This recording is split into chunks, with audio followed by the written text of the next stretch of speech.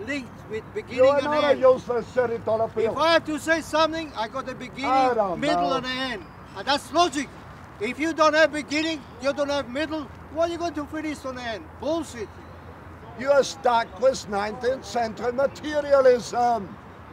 When Newton argued for a mechanistic universe, he set a trap into which the hyperloy has been falling ever since. Because the hyperloy, or people like you, in English call it riff-raff. They haven't got any education at all. And the Americans have gone there to blow them all up and teach them how to spell. Is that it? Well, that's not going to get them very far, is it, eh?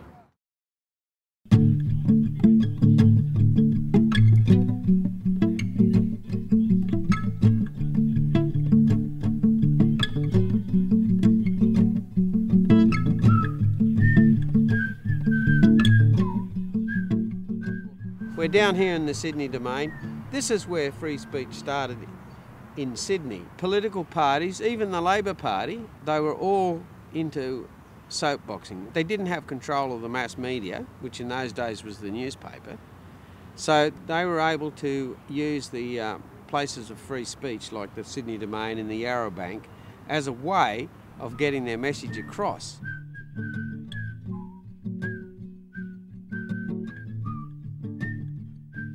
In those days, British law used to also apply to the colonies. The idea of having a place of free speech was kind of around at the time, so they had to find a place in most of their colonies to do this. These places were public barometers of discontent.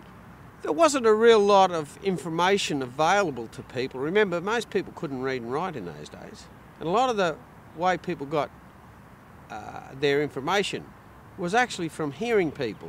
But people did want to actually voice their opinions and have it, even in those days. Most of the political parties actually stopped speaking officially in 1960s. As soon as the television campaigning came on stream, there was less and less likelihood that people used to use the free speech venues, such as soapboxing, as a way of campaigning. That llama has won once again. Corruption. I actually think if politicians got out and about if there were things like this where people just had an opportunity to speak for half an hour about what was the problem. You don't have that sort of public spontaneity.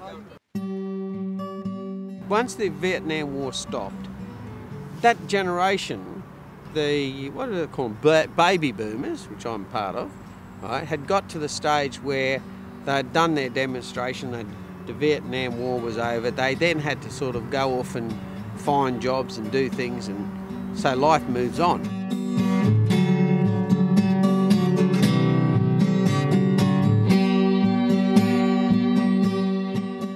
The whole park was full of people, and there were hundreds of people, different speakers. There was quite some characters. To imagine that a fisherman writes the Bible is like saying, I take the Albanian over there in his red coat and ask him to write one of Shakespeare's works.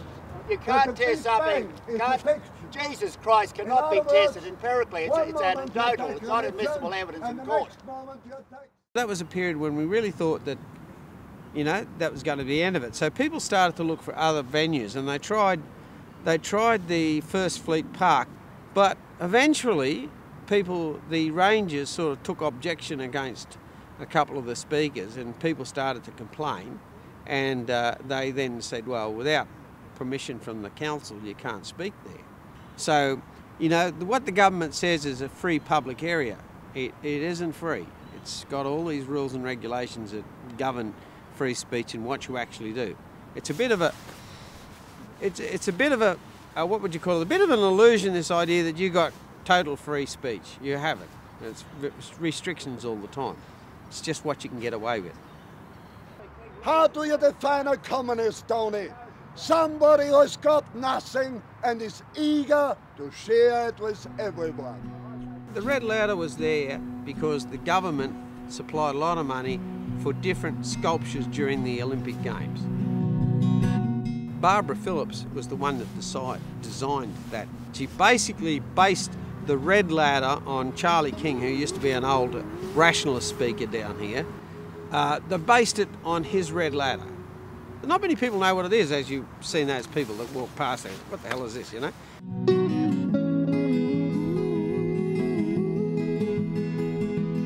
As time goes on, there may or may not be speakers here on the domain, and that's a little reminder of things, you know.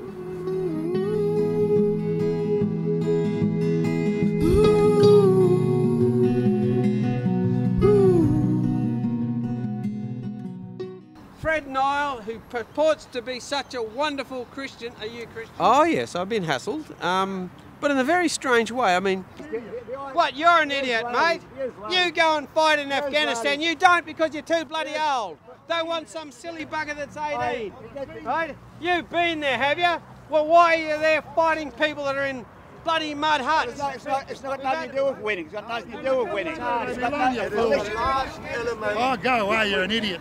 Everybody's got a right of their opinion. Talk to people, right? And what you're actually doing is like, for example, you would expect if somebody asked you a question that they wanted your answer, but people don't do that.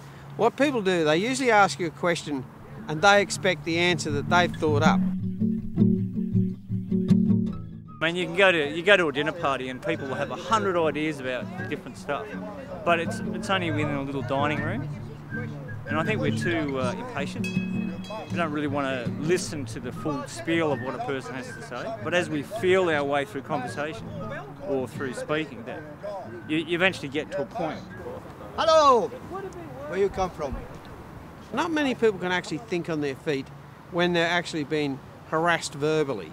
No, I'm just challenging you. If you know something, tell us what you're talking about. And you can't challenge a cherished belief in the presence of your relatives, your friends, or in a pub.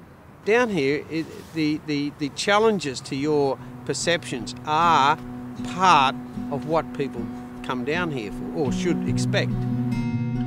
You see the emotions, you see the passion, you pick up on a person's tones, they're under and overtones, you pick up the humour. When you actually see a person struggling with their thoughts, you see there's something striving to get out of it, and I think it's part of the spirit of man. It's far more superior than the ability to communicate. That's why I'm talking to you. No more writing. Automatically we'll talk any language. This is how you develop your own ideas. We became a civilization where we are right now because of ideas. You know, the massaging of ideas to a point where we think, you know, this is where we want to go. But I think we've really got to get down to face-to-face conversations. It's great fun once you learn to use your voice and able to project. You can even script it out if you like, you know, but I can assure you that no script will ever work exactly right when you're speaking. You could stick your ass on your back. Everybody could. You can't expect not to be challenged down here. Is this universe you're talking about? What do you know about that? What do you know about that galaxy? The galaxy, For the record, there's only 3 places I know of that still regularly do this. It's up to you to go out and find it. So I want to tell you all amongst the trees and the shadows they left fall, in the midnight mist and the yellow glow, beneath the heat of our Australian sunshine. Sometimes I still get lonely, but when I leave, I take you all home with me, so sleep well. They will react like all the good, die-hard atheists in the domain. They will say, bullshit.